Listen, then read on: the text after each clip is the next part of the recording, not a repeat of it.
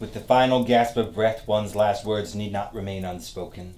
By means of necromancy, spirits waiting on the cusp of your reality can reach out and whisper things of realms unseen, desperate, unclean things waiting to be heard, speaking not with voice and body, but with a simple alphabet. Profound monologues of lost souls and cryptic riddles with unthinkable answers are all yours with the purchase of a simple parlor game. The talking board, more commonly known today as Ouija. With the Ouija board, any home can be the psychic's parlor, with you serving as the unwitting medium. Surely, my children of rot, there couldn't be serious ramifications from something as innocent as a toy store board game. What's the worst that could happen?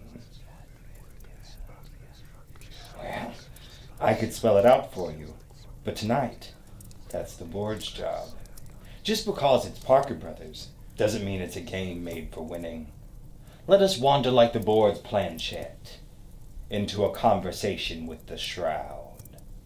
Darken the room, my children of rot, and we shall commence.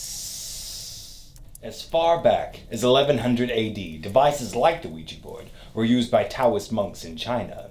The practice referred to then as Fuji was a form of planchette writing, where a suspended branch would be guided by unseen hands to scrawl symbols in the ashes of incense.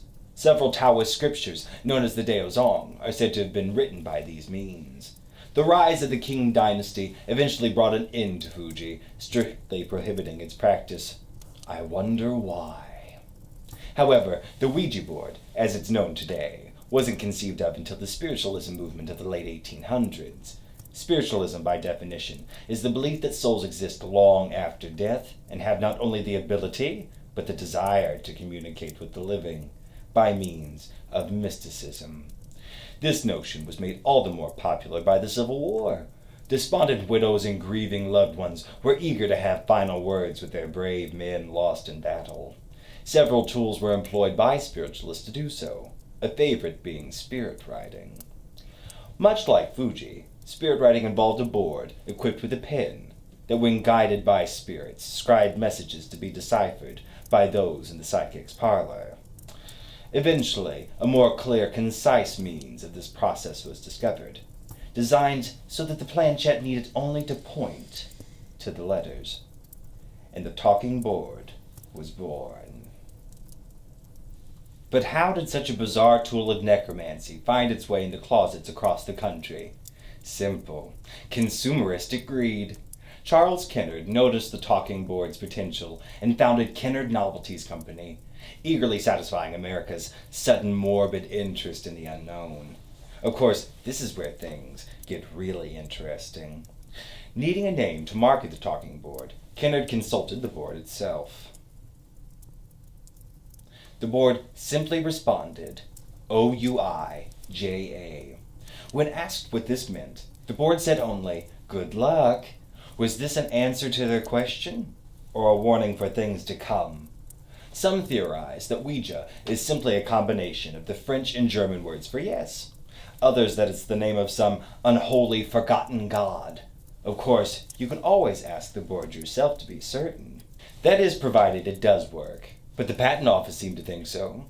They were unable to specify just how Kennard's creation functioned, but after the board accurately guessed the patent officer's full name, the patent was filed under Toys and Games by trembling hands.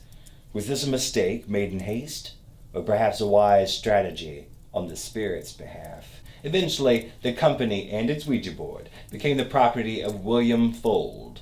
William Fuld often consulted the board when it came to matters of business. The board suggested he open a new factory. It was while overseeing its construction that Fuld fell to his death in a freak accident.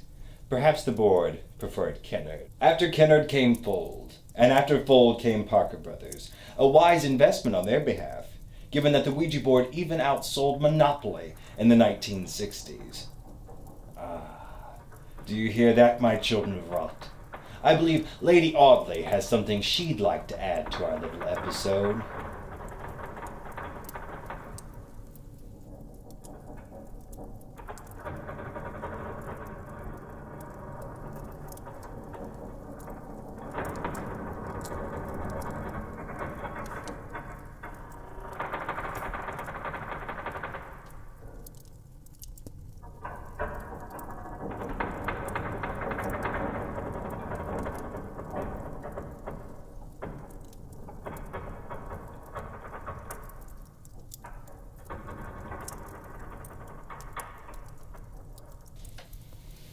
Let's see what she has to say. Beware, for not all are lost within death's hollow. Where one spirit wanders, all may follow. O morning star, the son of dawn, your angels cast from heaven, their names spelled out by talking boards for man to call and beckon. How right you are, Lady Audley, how right you are indeed. Which brings us to our next subject. When Lucifer was flung from heaven, he did not fall alone. 1/3 of God's angels were cast into the infernal pits to keep him company, their purpose being to undermine the holy gospel and to deliver God's creatures to Satan. Cleverly disguised as long-dead loved ones, they too clamor for a chance to speak through the planchette, all the time plotting your fall from faith to gain possession of your soul. And such is the case with Roland Doe, an alias provided for the teenage boy who experienced one of the most extreme possessions in history. But where did it all begin? A Ouija board. Roland was first introduced to the Ouija board by his favorite aunt, who was an avid spiritualist. When his aunt passed, he used the board to keep in touch with her, or at least with an entity that claimed to be her. Objects began levitating around the home. The boy spoke in perfect Latin, in a voice that was not his own. His bed would shake uncontrollably, and religious items hanging on the walls would vibrate till they came crashing down. Eventually, 2 exorcisms were necessary, during one of which Roland slashed a priest with a box spring from the bed that he was tied to. The second exorcism proved successful, freeing Roland from his spiritual captors. If all of this sounds familiar, it should. It inspired William Peter Blatty to pen The Exorcist. Some entities are much bolder in their pursuits, feeling no need to hide their intentions behind deceased relatives. Should the board's planchette begin tracing figure eights? You found one. As shadows seem to crowd around the board, the planchette will pass from Z to O, from Z to O, and then you too will know his name. Zozo, it seems, is a demon who is particularly fond of talking boards, and even fonder still of marking those who use them. Some speculate that he is the demon Pazuzu that existed long before Blatty's novel. Those visited by the entity will encounter bad luck, depression, suicidal and homicidal thoughts, and in some extreme instances, even rape. The latter leading some to believe Zozo to be a succubus or an incubus, which are male and female demons that feed off of intercourse with mortals. As Zozo becomes more prevalent, you too will likely encounter him, should you take a chance with the Ouija board. Just remember, never to speak his name aloud. I, of course, am an exception to the rule, as he and I are on a first-name basis. As recently as 2016, a sudden epidemic of possession swept through schools in Peru and Malaysia. Hundreds of students began showing strange symptoms after Ouija boards were secretly played with in classrooms. These children explain that they are now plagued by strange apparitions that come to call just before fainting spells or seizing fits. An entity was even captured by security cameras in Malaysia. Is it still just mass hysteria my children have wrought? Many of these students have been rushed to hospitals where their symptoms are deemed unexplainable. Of course, their symptoms are a common cold compared to who's next. That would be Rollo, my pet owl. Patience, Rollo, patience. And I, of course, will tell you. Let us begin with Gary Gilmore, who in 1977 insisted upon execution by firing squad. His criminal career was less than impressive. Gilmore only killed 2 people. But it was his mother's prediction of doom that made it extraordinary. His mother, Bessie Gilmore, when she was young, had played with a Ouija board, conjuring an entity that attached itself to her. Misfortune was soon to follow. Her sisters were in an accident, leaving one dead and the other paralyzed. Bessie believed the entity was indeed to blame, and Bessie later would marry. In a strange twist of fate, her mother-in-law, Faye, would be a professional medium mystic. Bessie stayed occasionally with Faye, bringing her 3 sons along, one of them being Gary Gilmore. One evening, Faye was hosting one of her fabulous seances, and Bessie, given her experiences, chose to stay away. After the seance, when Bessie returned home and everyone went to bed, it was to begin again. Bessie awoke to the strange sensation of being touched and was face to face with the grinning creature, not at all human, lying beside her. Bessie knew it was the entity that had marked her all those years ago. It was then that Faye came staggering into Bessie's room, as if in a trance, shouting, "Get out, get out! It knows who you are!" Faye was an invalid, much too frail to have made the walk to Bessie's room without assistance. But what about the children? Bessie ran to rescue them, and upon entering their room, found that the entity was leaning over Gary, grinning. Bessie and her sons escaped the entity, but Gary was to be plagued by strange dreams for years to follow. Gary's dreams would always end with himself being decapitated. It wasn't until later, when Gary found trouble, that the entity presented itself again to Bessie, as if to claim its handiwork. She knew then that Gary would be its final triumphant victim. Carol Sue Elvaker was like any other grandmother in Oklahoma, spending a quiet evening at home with her family. It was game night, February of 2001, and eventually they decided to play with the Ouija board. All was well until Brian Roach, her son-in-law, returned home that night and laid down for a nap on the couch. Carol suddenly became convinced that the voice of God had spoke to her through the board. God told her that Roach and his children were evil and must be destroyed. Carol obeyed the command and took a knife from the kitchen, plunging it deep into Brian's heart as he slept defenseless. The pain awoke Brian, and his desperate screams for help fell upon deaf ears as Carol cornered the rest of her family and forced them into her van. Carol sped down Interstate 44 into oblivion. With her foot on the accelerator, Carol veered off the road, crashing into a sign. But her attempt to kill her passengers was unsuccessful.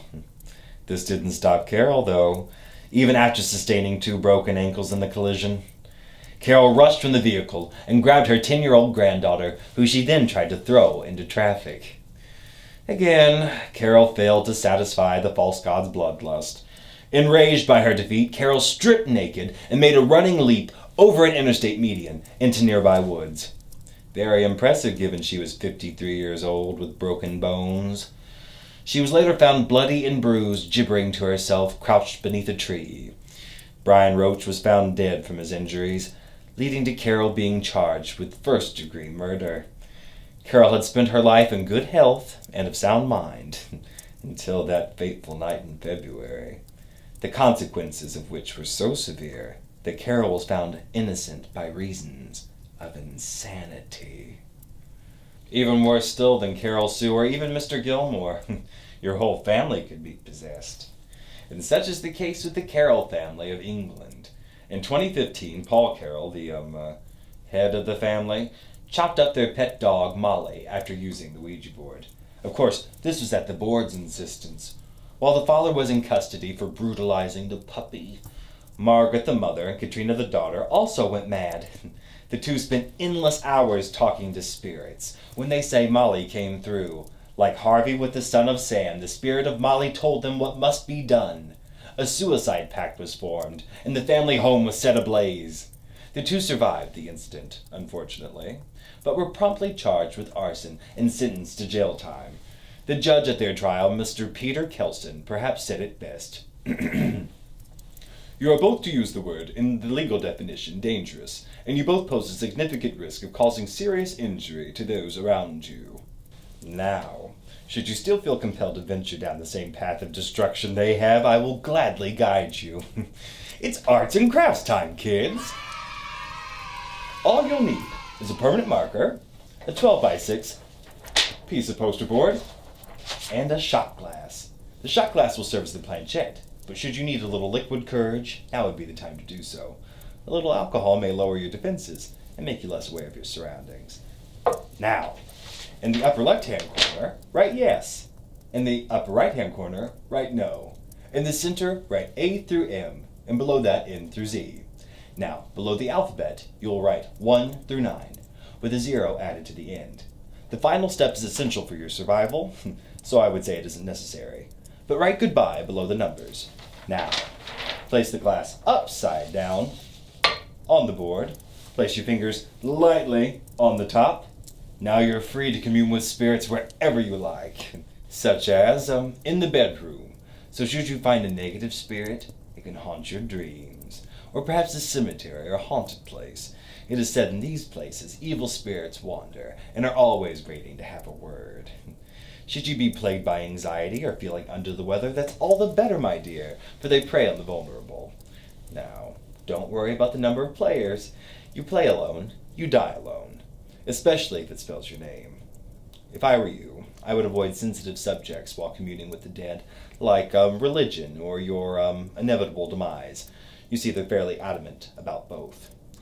To end the session, well, what's the fun of my telling you? Just remember to keep the planchette on the board at all times. Even when you're not playing, it keeps the portal open. Oh, and don't break the glass. It sets the spirits free. Then they won't need a board to talk. They'll just use you. For you beginners, I'll be sending one of my oldest friends around to say hello. Allow me to introduce the Smiling Man.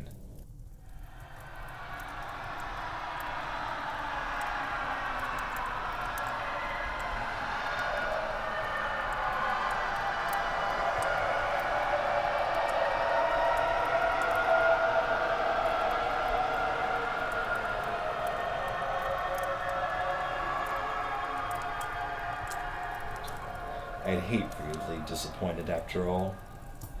I hope you enjoyed our program tonight. For tomorrow you could be our next show's subject of interest. Only time could tell for certain.